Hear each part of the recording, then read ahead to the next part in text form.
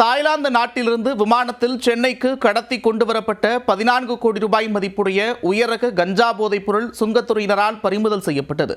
கஞ்சா கடத்தலில் ஈடுபட்ட வடமாநிலத்தைச் சேர்ந்த பெண் பயணியை கைது செய்து நடத்திய விசாரணையில் தெரியவந்தது என்ன? தாய்லாந்து நாட்டிலிருந்து சென்னைக்கு வரும் விமானத்தில் மிக பெரிய அளவில் போதைப் பொருள் கடத்தி வரப்படுவதாக சென்னை விமான நிலைய சுங்கத்துறையினருக்கு ரகசிய தகவல் கிடைத்தது. இதனால் விமான நிலையத்தில் பலத்த பாதுகாப்போடு கண்காணிப்பை தீவிரப்படுத்தினர். அப்போது பாங்காக்கிலிருந்து சென்னை வந்த பயணிகளை தீவிரமாக கண்காணித்தனர். அதில் 35 வயது வடமாநில பெண் ஒருவரின் நடவடிக்கையில் அதிகாரிகளுக்கு சந்தேகம் ஏற்பட்டது. உடனே அவரை நிறுத்தி விசாரிக்க அந்த பெண் பயணி முன்னுக்கு பின் முரணாக பதிலளித்துள்ளார்.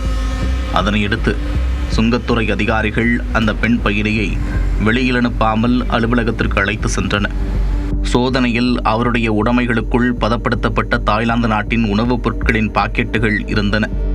சுங்கத்துறை அதிகாரிகள் சந்தேகத்தில் அந்த உணவுப் பொருட்களை பிரித்து பார்த்தபோது அதனுள் உயரக ஹைட்ரோபோனிக் கஞ்சா போதைப் பொருள் மறைத்து வைத்திருந்ததை கண்டுபிடித்தனர்.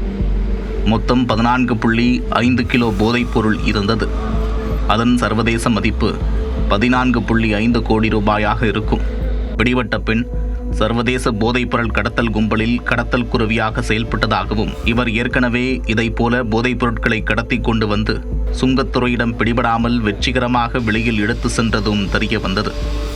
சுங்கத்துறையினிடம் சிக்காமல் நேக்காக வெளியில் சென்று விடுவார் என்ற நம்பிக்கையில் ஒரே பெண் பயணியிடம் இவ்வளவு அதிகமான போதைப் பொருட்களை சர்வதேச போதை கடத்தல் கும்பல் கொடுத்து அனுப்பியது தெரிய வந்தது.